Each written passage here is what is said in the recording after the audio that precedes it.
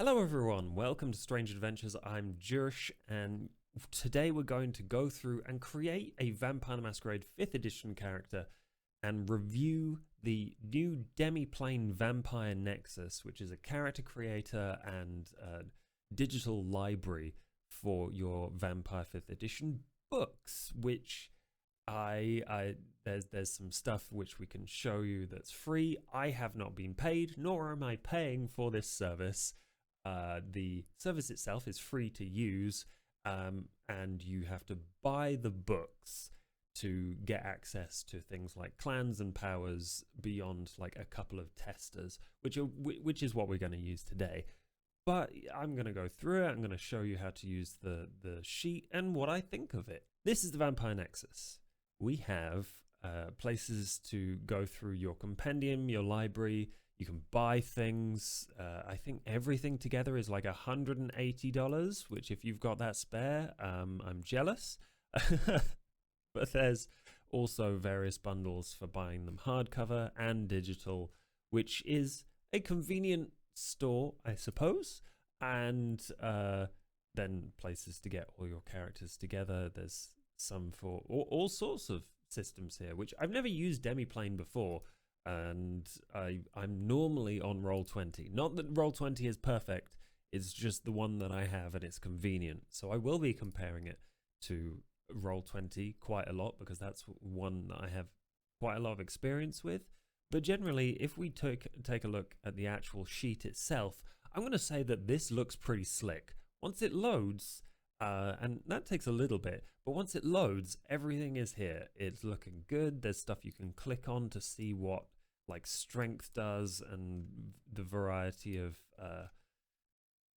flavor bits, as well as technical information for how stuff works for social tests. You can also roll dice.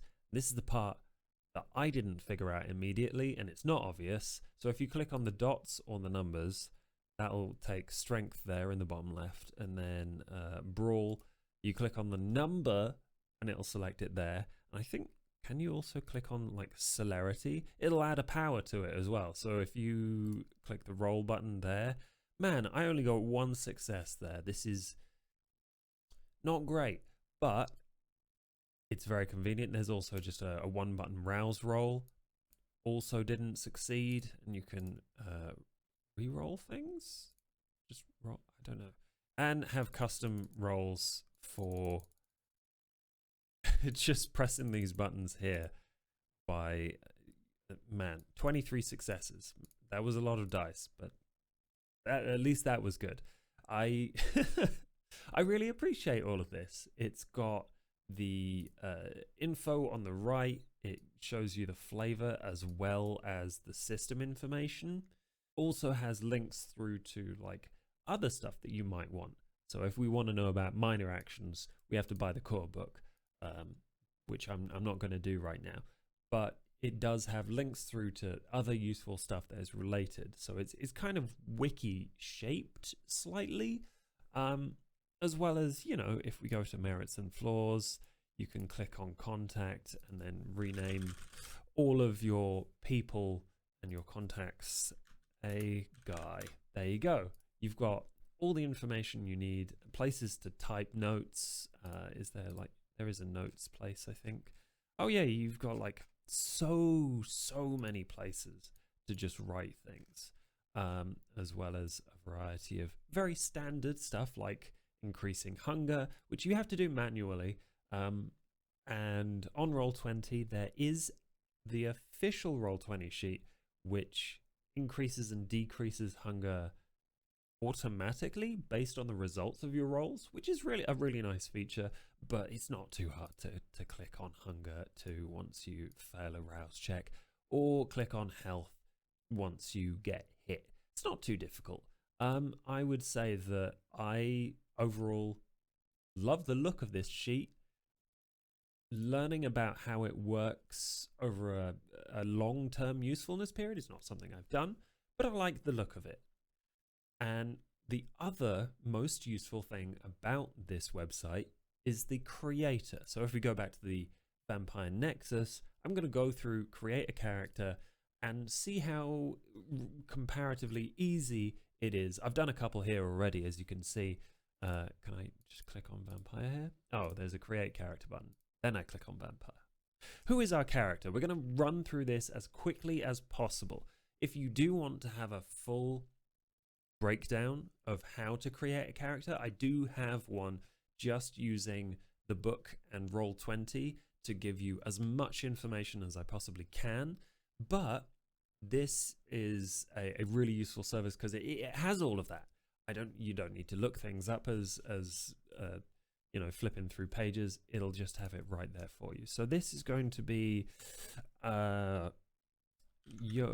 this feels like making a Bloodlines 1 character. They're going to be like Sexy McMuffin 69 is the name of this character. Oh, and we didn't select a character. Sexy McMuffin has no hair on the front of their head, and that's the Samitsi character art from the book, isn't it?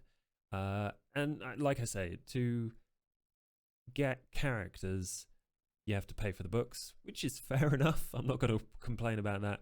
But I've already bought all the books, so I don't know how I feel about this. Maybe one day when it becomes convenient, I might do it. But we can select between Bruja or Toreador as it is right now. There's one thing that I was wondering that I haven't had confirmation on is it says to get access to Banu Hakim, you have to buy the Camarilla book.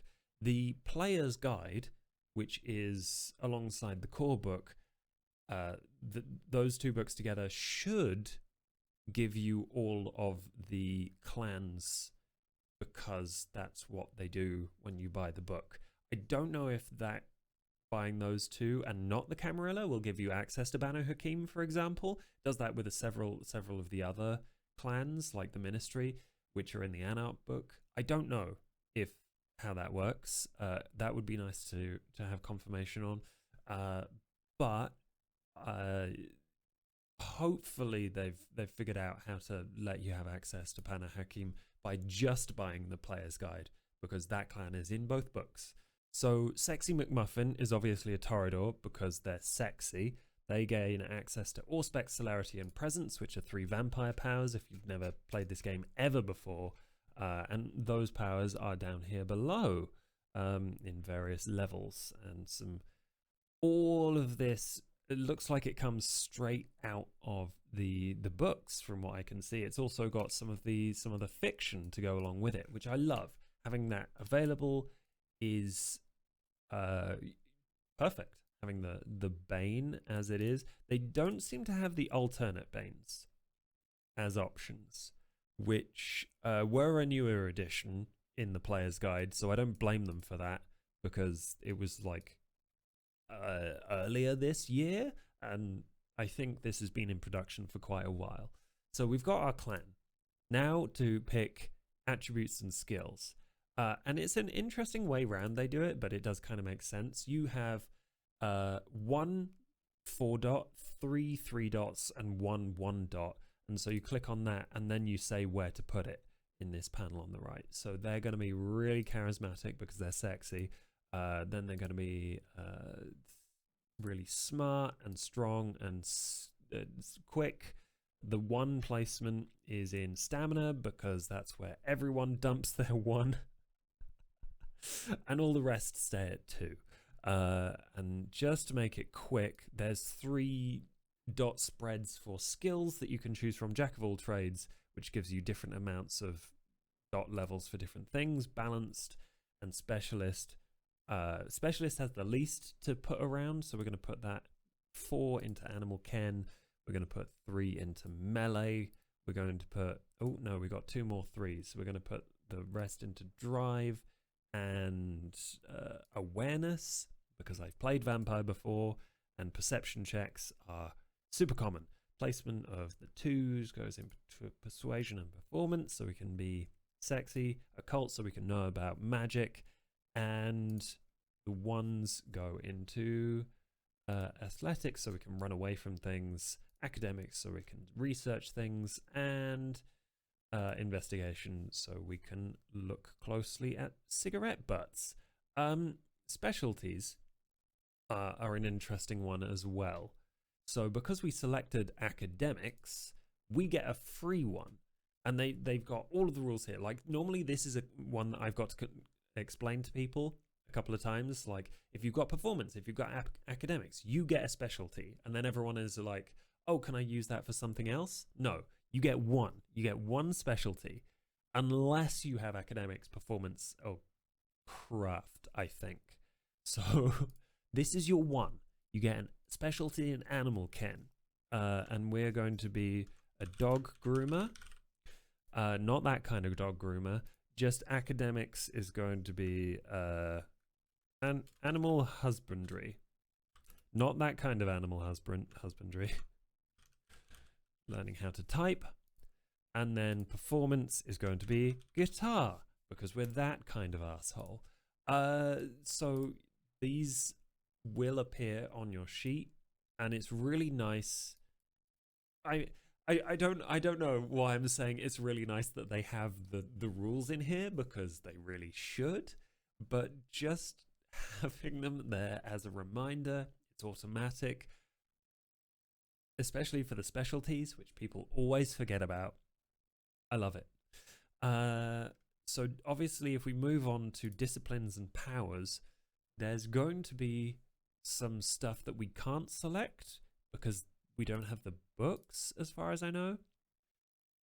But we're going to have all specs 2 and celerity 1. And then for all specs, because we have 2 dots, we get 2 levels. There we go. So we can't select Panacea. That's fine. I'm going to go heightened senses and reveal temperament.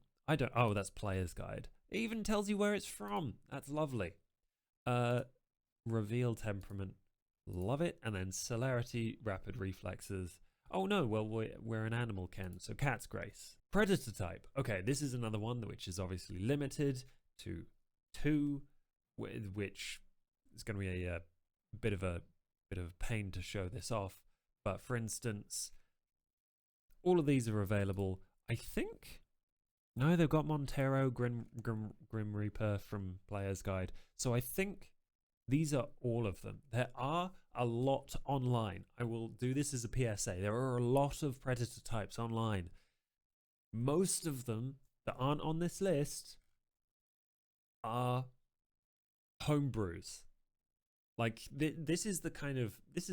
Predator type is one of the most interesting parts of this game, or additions to the lore, or the character, the way you create a character, in my opinion, for V5, which means that people have customized it to hell, which is great.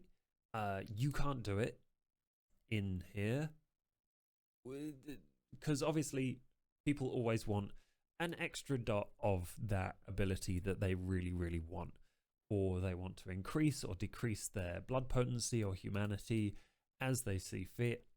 If you're able to do that with your GM, you can just customize the sheet at the end, but it will not allow you to do any of that in this game. So Alley Cat, because of the animal theme we're going with, Alley Cat gives us intimidation or brawl. I don't think we've got either of those, so I'm interested to see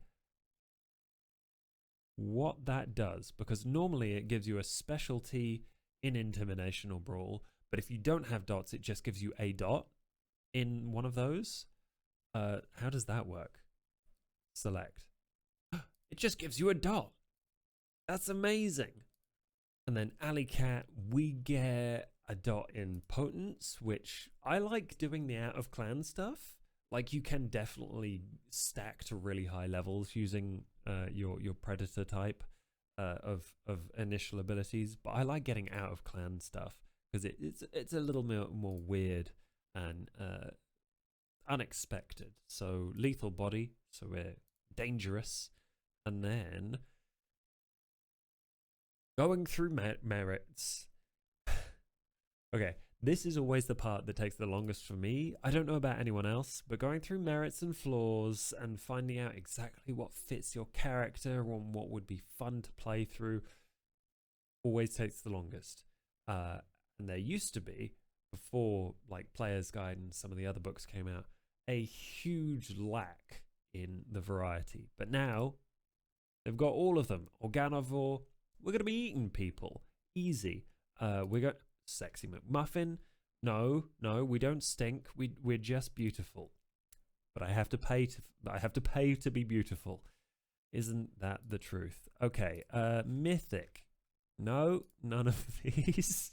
Okay, we got Iron Gullet Vessel, just so I can slam through this. And we've also got Bonds. Okay, we got 1, 2, and that's all of our advantages and our flaws. They're listed up there nicely, so we can see that we've got all 7 and all 2 advantages and flaws. I love it. Oh yeah, also backgrounds come under the same thing. This is one thing that people also get confused with. I don't know why they didn't just call backgrounds and merits the same thing, because they cost the same dots when you're building your character. I don't know.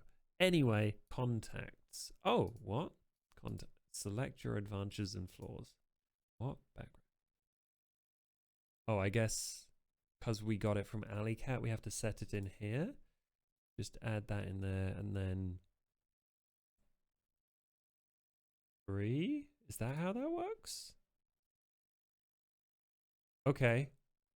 That part was weird, but it sort of makes sense because it's from the predator type, and I forgot. So it's good that it's on there, and it didn't let me progress either, so that's good. Character details. Not filling this out. Go wild. Do it. Beliefs, extremely important to character creation. Not very important. Although I am interested in finding out where they pop up on the sheet, because I didn't see these before. So convictions are good boy. Touchstones are touch grass. And desire is, well, we got ambition for donuts, so desire is cream puffs. So how does coterie stuff work? Because there's no group function. I'll talk about that in a minute, but no, this is, yeah, Chassé-Lien and Portillion notes, but there are like dots available for Chassé-Lien and Portillion. Also, I'm probably saying those wrong, but that's not important right now. Okay, so I guess the coterie stuff is unavailable. And then for XP, that's a good question. There's like 3 ages you can start at. I seem to I didn't select it here. Okay, I missed a bit. We're gonna go Childer, because then we don't have to spend XP, and we can get to the actual sheet that I made. But if you could select Ancilla, you get extra stuff, advantages, flaws, XP, all of this stuff. I'm going to put it down to Childer. And really, select the edge of your character should not be an option on this list. Just saying, UI-wise. Right, coterie. And experience. We have no bonus experience. We have selected our attributes. And oh, this is spending extra XP as a part of the character creation, and we can see what blood potency does. Excellent. Very excited to see that. Okay, character sheet. All of this is compiled into a really nice, sexy McMuffin, and there they are. The Toreador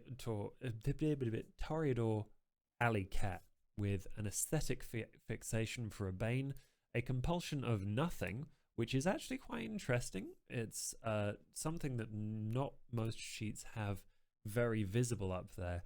I would like to figure out where my oh, nice. You can have them as a list and a selection, and then once it's over, you can click end and it's back to no compulsion.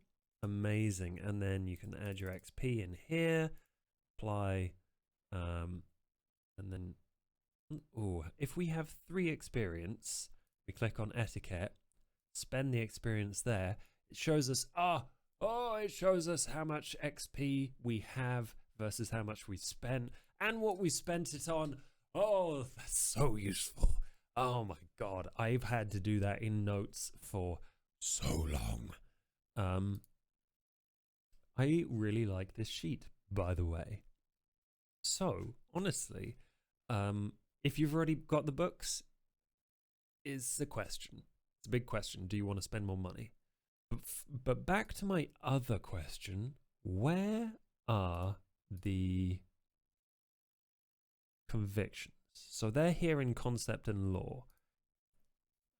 Touchstones, touch grass. And I guess what happens if we just have lots of text, which I often do. Like the boxes expand. Oh, okay, good, perfect. Very happy. Like sometimes web inputs just have set box sizes. I don't know what to tell you. I really needed to test that. And the specialties, how do they work? So performance, guitar, manage. Okay, so we can change the specialty. How do we add the specialty? Performance plus charisma. How do we add the specialty? That is 1, 2, 3, 4, 5, 6. It didn't give us the specialty, so I don't know how the specialties work in rolling, but I guess you do just get the option to add an extra dice. If we set our hunger to 2, we can then do charisma, performance again, and then add an extra 1. The hunger dice are already included in the roll there for you. You click roll, shows you your successes. One question: can we get a dice pool to show us our criticals? Because that's a part of the result of rolling dice. So there it is. 2 crits, which is this symbol here, which I don't know if you can see that on there, but it's the Ankh with 2 stars on the dice, or a 10 on a normal numbered d10. You get 2 of those, you get a crit. So it does have the right success, but it doesn't say you have a crit. And honestly, as long as it says you get 6 successes, that's the important part. But it doesn't say you get a crit. Interesting. What happens if we just do a bunch of hunger dice just to see, which this is quite funny actually, because normally you have 5 maximum, which would be bad, but what, 30? Really bad. Does it say you get a bestial failure? It does not include that. Okay, that's interesting. So the dice roller, not fully comprehensive, but also it shows you all of the things you got. So it's got the skulls, it's got the failures, successes, and crits as pictured, but it doesn't give you text to make it super duper clear. Now that we've gone through that, I would say that this is a really convenient character creator. Excellent place to start people off if they're learning. The obvious downside is that you have to pay for the books. You don't have to subscribe monthly, but you have to pay for the books, which, like I say, I've already got all of them in hardback or PDF. So this is a tough sell to me, but for new people, it might be the right place for them. I've also asked about the group function. So Demiplane does have a way to create a group of people, and you can see a chat log and a dice roller. It is not connected to this. It does not have any connection whatsoever. You can't put characters in there. You can't select dice from this sheet and put it in there. None of that. I asked their customer support, and they said that that is planned when they overhaul the groups feature, which will be nice in the future. Doesn't exist as of this video. And I think those are all the most important things to me. If you have any feelings about this, let me know in the comments. Would you use it? Would you pay for all the books again or for the first time? What are the important things to you in a character creator? Because I've used Roll20, like I say, a lot. That has flexibility and places to put things and a dice roller, and everyone plus your GM can see the stuff there. And that's a very important feature to me. So that's the only thing that would probably stop me from using this a lot, is letting my GM see my dice results. But then again, the Roll20 one is a little bit clunkier. It doesn't have the character creator, And in comparison, they've both got upsides and downsides. So I'm really happy with this. I would use this. And I think, yeah, let me know in the comments whether you would too. Thank you for watching. I know I'm a little bit behind on VtM and tabletop videos, and I would like to tell you I really do want to get back to making more, and I will make them as soon as I can. Not gonna promise anything, but for those of you who are interested, I'm gonna take whatever opportunities like this that I can to give you things that I'm not going to announce ahead of time, just in case they don't happen. If this has been useful, like, comment, subscribe, all that good stuff. And until next time, goodbye.